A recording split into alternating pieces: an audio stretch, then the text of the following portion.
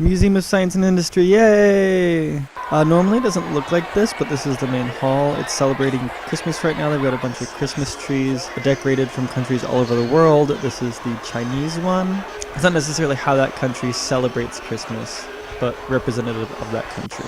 This hall here is like a natural disaster sort of area. This is to simulate sort of like an avalanche. And here this simulates waves and tsunamis. You get to choose when it goes off, so sometimes they're not that big of waves.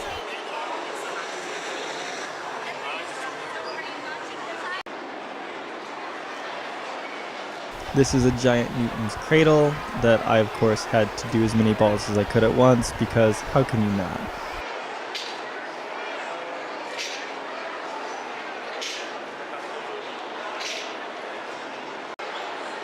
And of course there's just different tools that people use in science scattered throughout the museum.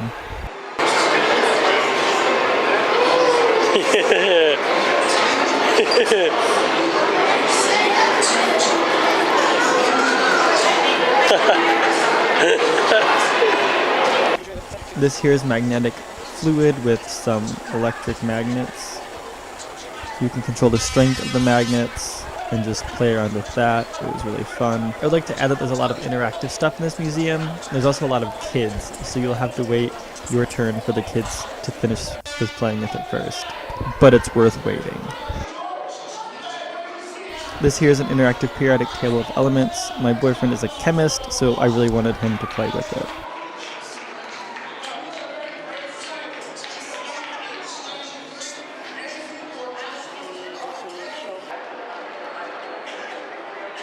This is a periodic table of elements with examples of all the elements, and tungsten is my favorite element, so I was excited for that.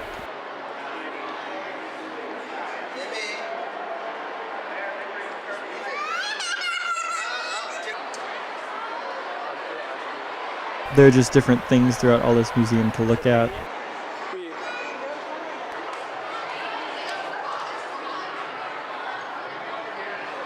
These bodies, if I understand correctly, were real humans who donated their bodies to science, and they were turned to plastic.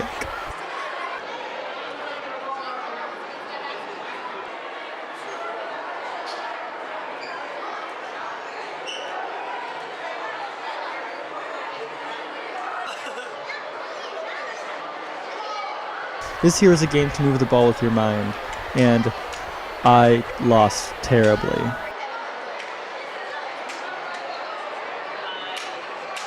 Apparently my boyfriend is much calmer than I am.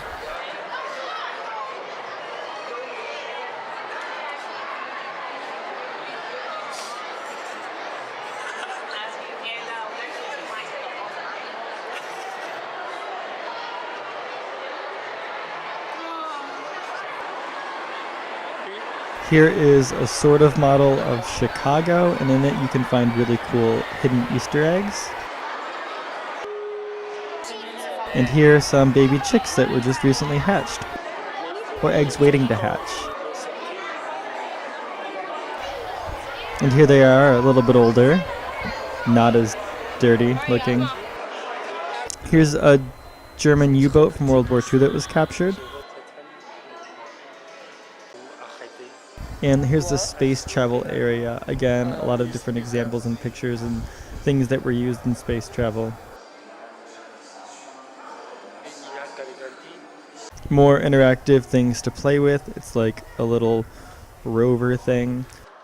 I would like to tell you that we did not even get to see everything, and I cut out a lot of stuff from what we saw in this museum. There's a lot more, so you should definitely go and see it if you thought any of this was interesting at all. It's a great place to go.